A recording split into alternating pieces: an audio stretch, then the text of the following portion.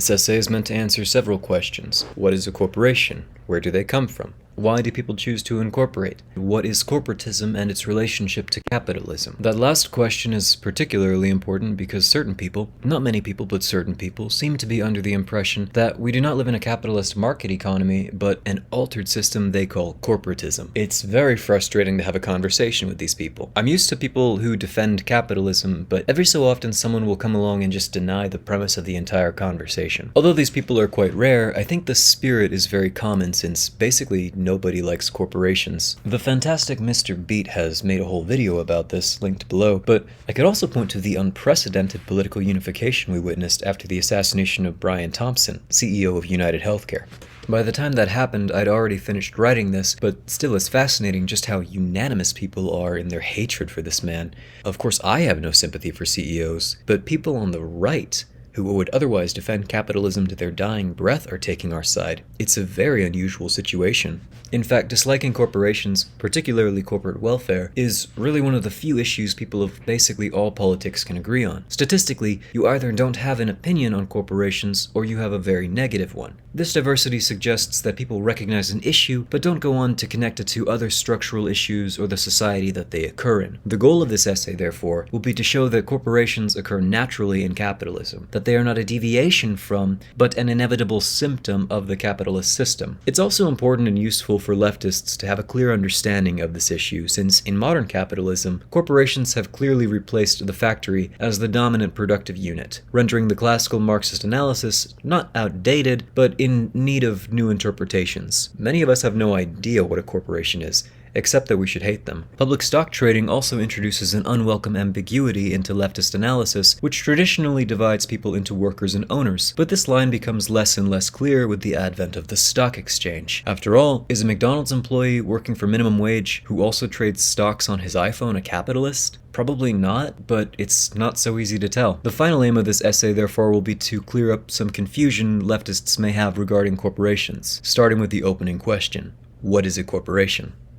Well, it's a sort of business, but one with certain legal privileges. Technically, corporations are legal entities separate and distinct from their owners. Put another way, corporations are people, at least in the eyes of the law. This means that corporations can legally do things that would normally be limited to humans, like making contracts, suing and being sued, paying taxes, owning assets, trading stock, etc. This is different from how most businesses work. The most basic, most common, and far more straightforward structure that you probably have in mind while reading the Communist Manifesto is called a sole proprietorship. That is, one capitalist who owns the entire business. He owns all the capital, all the profits go to him, and he pays his employees from his profit. There's no stock trading or board of directors or separate taxation, just one guy who owns everything. This is convenient for him because he's a capitalist, but it has certain drawbacks. Since this kind of business is just an asset to own and not a fully separate legal entity, the capitalist becomes responsible for any damages caused by it. For example, if you own a cafe and accidentally give someone an allergic reaction, they could sue you personally. If you lose in court, all your assets could be seized, to include not only your business, but all of your money, your house, your car, and anything else that you own. And businesses cause a lot of damage, not because they're evil, they just do a lot in society, far more than ordinary people do.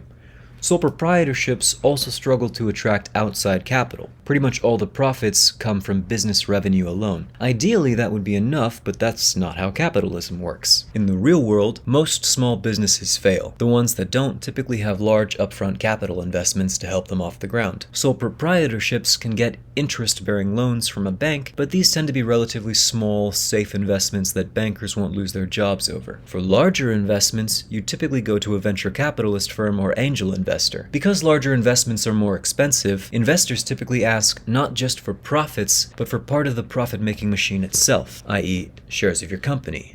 Stock. Finally, if the sole proprietor dies, the business can just cease to operate. Depending on the contents of the sole proprietor's will, it could be divided up amongst his heirs, or seized by the government, or dissolved entirely. The life of the business is tied to the life of the owner. All this means that sole proprietorships, well, being very straightforward, are not very scalable. They're kind of dangerous to own, they don't attract investors, and they only live as long as you do. And the ones that do grow become increasingly difficult to manage. Corporations, on the other hand, are far more equipped to deal with large business ventures, with a formal power structure that scales as large as is convenient. Making a business into a separate legal entity allows their owners to be protected from being sued, while allowing the corporation to outlive its shareholders, potentially by hundreds of years, amassing capital in the process, and this makes them good for investors. It's unsurprising, therefore, that as capitalism grows, the corporation would grow to be seen as the clear choice for modern capitalist enterprise. Okay, that's what corporations are, but where do they come from? I've dumped a lot of theory on you, but is this actually borne out by history? Absolutely, though not in the way I expected. Originally, I thought the rise of corporations coincided with the rise of capitalism. But it turns out corporations have been around forever. We like to think of corporations as being very modern and even futuristic, like the Tyrell Corporation in Blade Runner, or the Wayland Corporation in Alien. But again, they've always been here. Many people today forget or don't realize that America was colonized in large part by corporations. The Virginia Company, the Hudson's Bay Company, the West India Company, the Massachusetts Bay Company, the Plymouth Company, the Providence Island Company, the Royal African Company, the Company of New France, and the Mississippi Company. These early state-backed corporations would eventually create trade networks so extensive and prosperous that their productive capacity would come into contradiction with the mercantilist policies of the English aristocracy, necessitating revolution. At least that's one way of reading history. Recently, I saw the movie Passengers, where the Homestead Corporation is setting up new colonies on distant planets, which feels like sci-fi, but this is exactly what happened in America. Even before that, there were corporations as far back as Rome called Collegium. These pre-modern corporations were different in key ways. Namely, there was no stock trading. Stocks are a purely modern capitalist invention. The main similarity was separate legal status. The Romans incorporated for projects like building bridges for ease and practicality. This provided stability and organization for large-scale operations such as construction and military ventures, which couldn't be efficiently managed by individuals alone.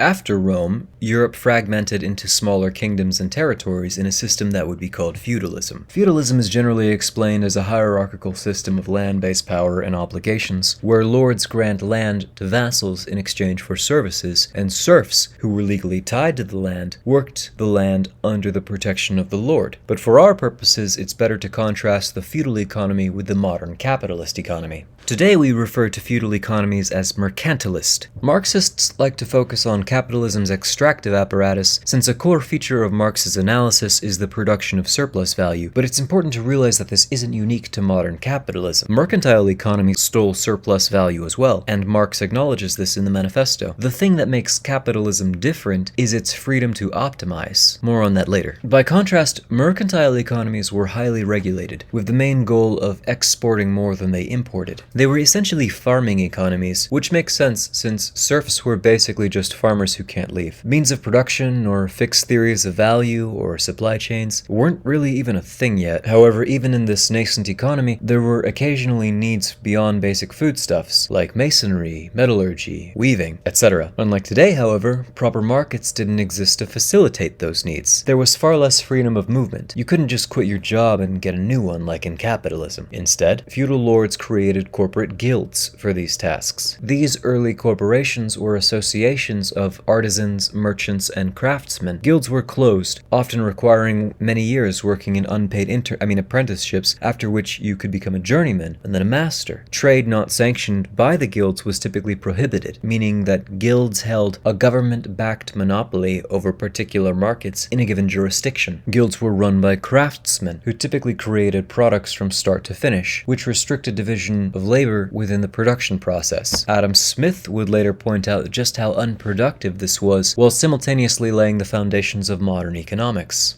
Another way to understand the difference is through what economists after Smith called the three factors of production: land, labor, and capital. Mercantilists knew about land and labor because when they weren't searching for gold, they were basically farming economies, but capital is a relatively recent concept. Before modern capitalism, wealth accumulation basically amounted to how much gold you could hoard and how much grain grain you could grow. That system did eventually create a new market, but it also set their limitations. These markets, monopolized by guilds, eventually produced more than they could sell, and this led to economic crisis, leading to freer markets. This led people to discover new methods of acquiring wealth, i.e. the accumulation of capital. Capital is unique in that it produces more capital, which land cannot do, and labor does only tenuously. More capital allows for quicker accumulation of capital, which leads to even more capital, and the cycle repeats ever faster, while generating just obscene amounts of money. This kind of exponential growth was what allowed early capitalists to overtake older mercantilist trading monopolies like the Hanseatic League, and to eventually spread itself quickly and ruthlessly to the entire world, with few exceptions. The freer the market, the easier it is to accumulate capital. The more capital accumulated, the easier it is to forcibly free the market, and it did this with the joint stock company. The Romans had collegium, feudalism had the guild system, and with capitalism came the joint stock company. Capitalism is more of an abstract process than a distinct historical period, so it's difficult to give an exact date for when it began, but if I had to give a number, 1551 would be a good candidate, since that's the year the first joint stock company was formed, the Company for Merchant Adventurers. This company was able to grow incredibly fast by selling shares for 25 euros 25 pounds each, roughly $1,500 today. It gathered around 240 investors with the intentions of seeking out new trade routes to China and Indonesia. 3 ships were commissioned: the Bona Esperanza, the Bona Confidencia, and the Edward Bonaventure. They left London on the 11th of May 1553. By August, the 3 ships had become separated in the Northern Sea. 2 ships ended up in Finland by accident, where their entire crews died from the cold, but the Edward Bonaventure managed to make port in Russia. It arrived back in London the next year with a letter from Ivan the Terrible, welcoming trade with the English. By selling shares, joint stock companies could grow faster than ordinary businesses, outpacing the older monopolies set by the guild system. This, however, doesn't explain why people would invest in them in the first place. For that, I'm just going to steal this clip of John Green, since I really can't do it better. By the 17th century, merchants in the Netherlands and in Britain had expanded upon this idea to create joint stock companies. Those companies could finance bigger trade missions and also spread the risk of international trade. But the thing about international trade is sometimes boats sink or they get taken by pirates, and while that's bad if you're a sailor because, you lose your life, it's really bad if you're a mercantile capitalist because you lost all your money. But if you own 1/10 of 10 boats, your risk is much better managed. This is why finance people sometimes tell you to invest in index funds, like NASDAQ. Index funds diversify your investment across several companies. That way, if one company fails, you don't lose all your money, because most of it is invested in other companies. I think that will make perfect sense to some people, but no sense to others, since most people don't have any idea what the stock market is, or how it works. And I remember not understanding any of this the first time I was reading about it. To remedy that, here's a brief intermission on stock trading.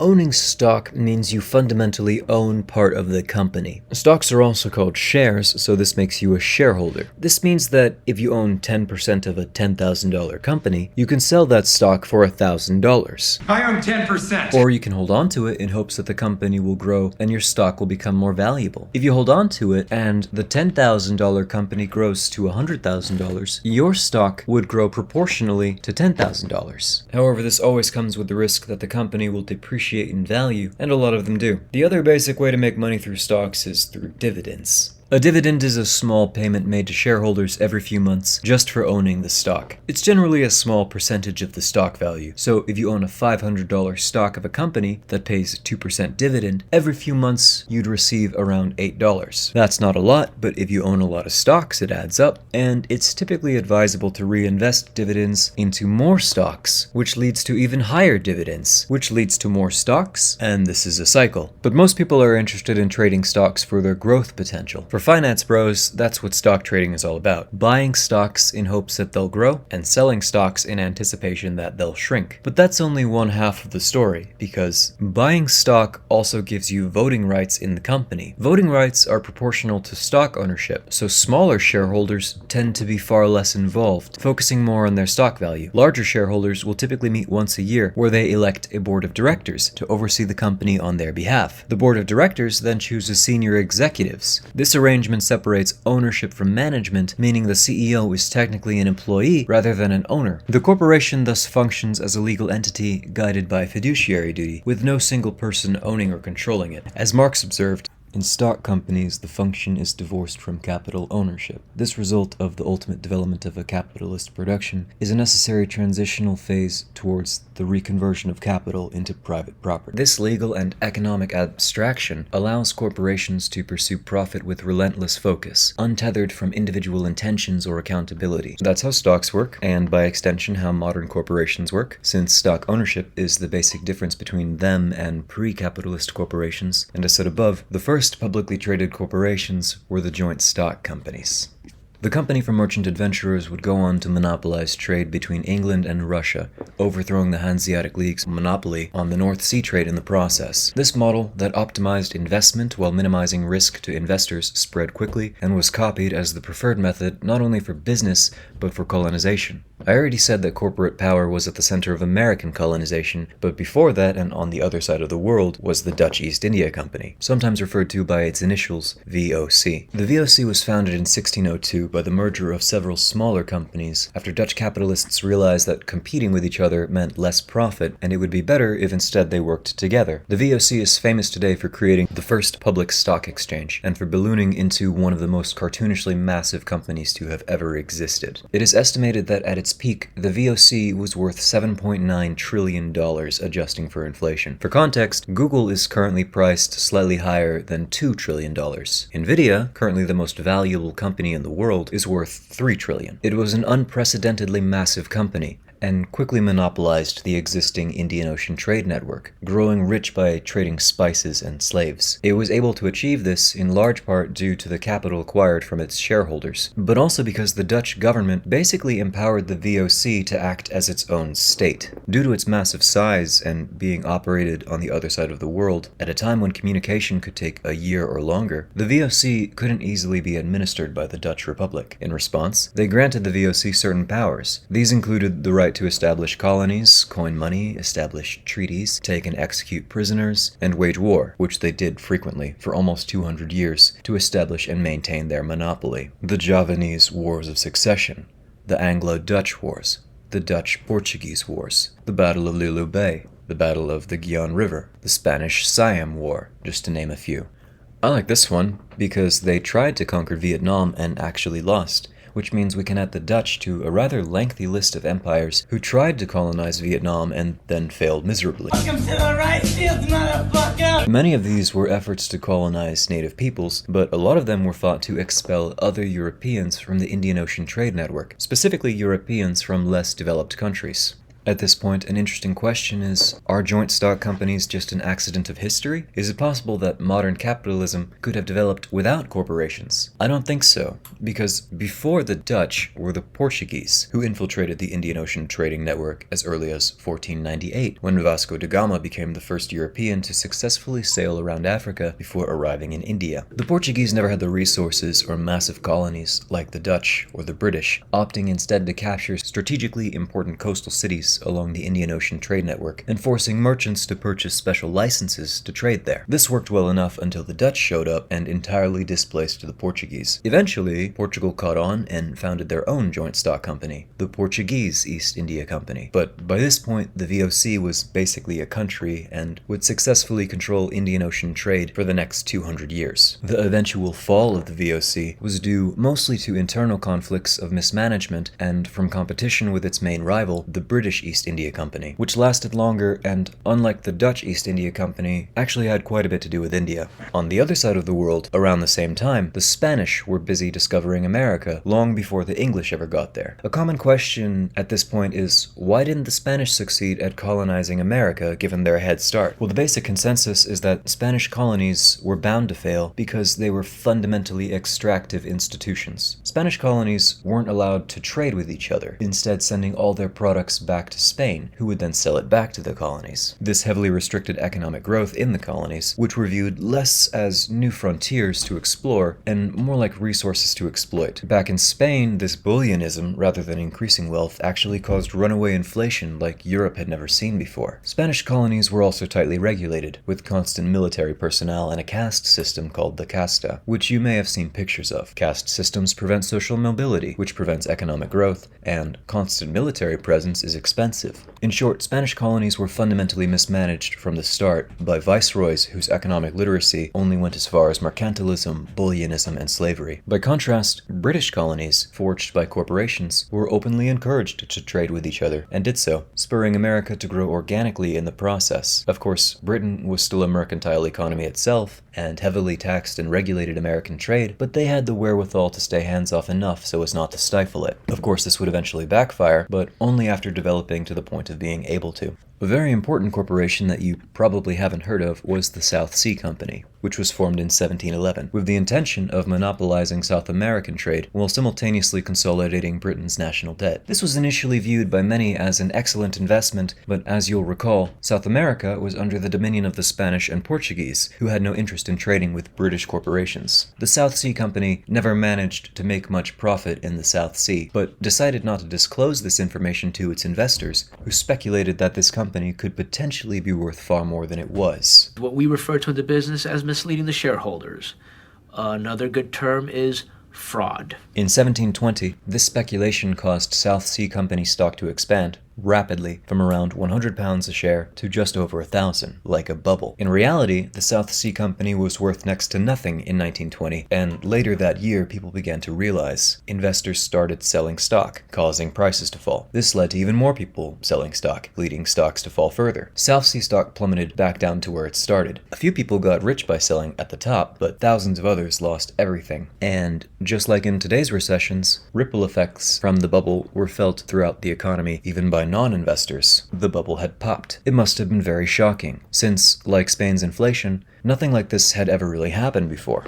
The world's first stock market crash had occurred, and very few people understood it. This incident highlighted the risk of investing and the instability of large-scale capitalism. Of course, corporations weren't going away anytime soon. As I've said, they're far too profitable for that to be on the table. But people realized that some legislation would be necessary to keep the system from collapsing in on itself. Legislation was drafted for the protection of the British people and economy, as well as for the protection of corporate executives in particular, who with these regulations would slowly coax the joint stock company into their modern corporate forms. British corporations already required charters to operate, but in 1720, Parliament passed the Bubble Act to prevent another South Sea Company. This legislation set limitations and required specific charters for new joint stock companies. This provided stability for a time during which Britain's economy could develop with guardrails on, but it only lasted until 1825 when it was partially repealed and fully done away with in 1844 with the Joint Stock Companies Act. This act finally separated corporations from the monarchy, doing away with the need for royal charters and setting up a government department with a simple two-step process for incorporation by registration. Now anyone in England could form a corporation. Next, in 1855, the Limited Liabilities Act was passed. Corporations were already separate legal entities, but this act expressly protected shareholders from being responsible for debts or damages done by corporations with more than 25 employees. Put another way, if the company was sued, you, the investor, were only liable up to the amount you'd initially invested. At this point in history, all the basic elements were here. A separate legal entity, formed through basic registration, with limited liability, and publicly traded stock. The framework of the modern corporation had taken form. These elements also made corporate personhood a much more important topic than it had been before, leading to the 1897 court case Salmon versus Salmon, which affirmed that, yes, corporations are people. This has been upheld in subsequent cases, lest you think Citizens United is anything new. Can't do the video without talking about that, so let's jump straight past the 20th century and into our own. Many people are appalled at Citizens United, the 2010 Supreme Court case that said corporations can give as much money as they like to politicians under the guise that doing otherwise would violate their free speech. And it is an absurdly ridiculous decision. You don't have to be a Marxist to see the class antagonism on full display, or the doublethink in the idea that non-sentient companies are people. But in the history of corporations, it's certainly not unprecedented. Corporation means body, and is not unlike the word incarnation, as in the incarnation of Jesus, wherein spirit takes on a physical human body to interact with the physical world. Legally speaking, that's kind of what they are and have always been. They've been around since before capitalism, they've had stock since the 1500s, and they've been people officially for at least a century now, all of which makes me very skeptical of the idea that the real issues of society don't come from capitalism, but this new phenomenon called corporatism. And I think it betrays a misunderstanding of what a corporation is and how capitalism fundamentally operates. Capital is a process. It's money spent to make more money.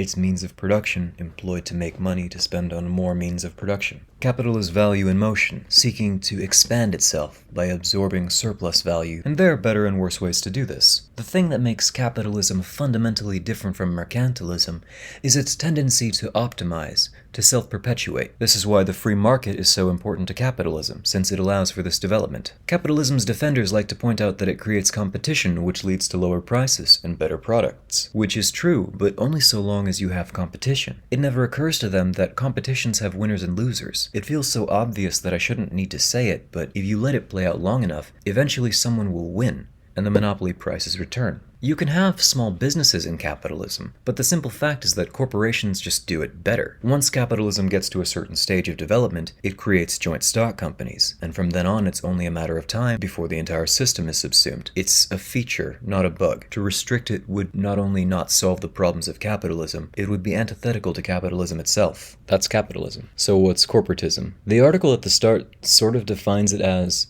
the collective mentality of the corporation that views workers as interchangeable and customers as lacking options, which is an interesting definition. I think a better one would be an economy and society largely controlled by corporations, although a few sources insist that this is actually corporatocracy, though frankly the people making this argument don't seem too bothered by the distinction and tend to use corporatism when criticizing corporations, such as in this article. I actually kind of like the article. Don't get me wrong, I don't agree with it, but it's interesting to see how these people think. Conservatives sometimes say they hate corporations for being woke, but I think the real issue is that they create cognitive dissonance for them. And this article is an excellent example. It exemplifies the sort of mental gymnastics Americans put themselves through when they accept capitalism as an axiom. But almost by virtue of that, it actually draws attention to a lot of capitalism's downsides, if only accidentally. The definition he gives reminds me of something Marx wrote in Volume 1.